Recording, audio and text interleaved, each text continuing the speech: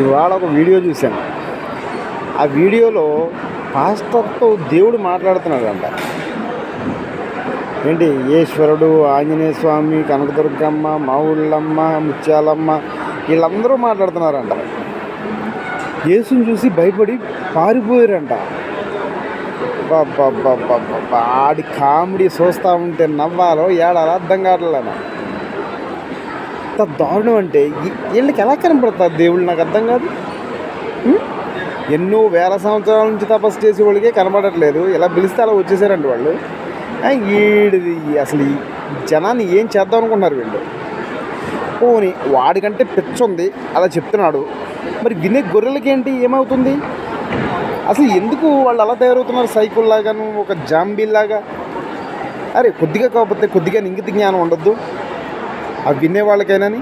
వాడు చెప్పేది పచ్చి అబద్ధం, వాడు చేసేది పచ్చి వ్యాపారం.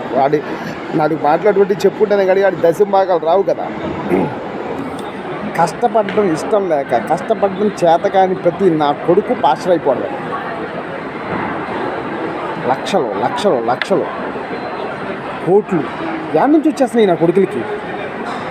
దశమ భాగాలు, నెలచందాలు, నిర్మాణ పనులు, ఇటువంటి చాలా జనాన్ని ఎంత ఎర్రి పుష్పాలను చేస్తున్నారంటే పాస్టర్లు. అత్యంత దారుణం అంటే భయంకరమైనటువంటి వ్యాపారం అది. అరే ఆ చర్చలకి వెళ్ళే వాళ్ళకి బుద్ధి జ్ఞానం ఉండొద్దు. అరే అది మతం కాదు, మార్గం కాదు, యేసు అనేవాడు అసలు దేవుడే కాదు. జ్ఞానం ఎప్పుడు వస్తుందిరా మీకు? దాంట్లోకి వెళ్ళి బానిసత్వం అనుభవిస్తున్నారు మీరు.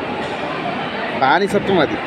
కొన్ని రోజులు పోతే మేము భయపెడతారు. దశభాగాలు ఇవ్వకపోతే మీ ఇంట్లో చెడు జరుగుద్ది, అది జరుగుద్ది, ఇది జరుగుద్ది, నువ్వు దశభాగం పోవడం గురించి నువ్వు బాగుండలేదు, మీ అబ్బాయికి ఉద్యోగం రాలేదు, లేకపోతే మీ ఆవిడకి అనారోగ్యం చేసింది, రకరకాలైన ప్రలోభ పెడుతుంటారు.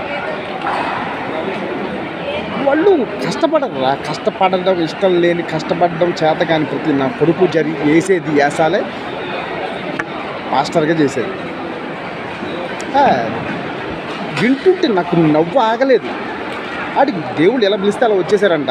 ఆ ఏసీ గాడిని చూసంటే వీళ్ళందరూ భయపడి పారిపోయారంట. ఈ దేవుళ్ళు మన దేవుళ్ళు.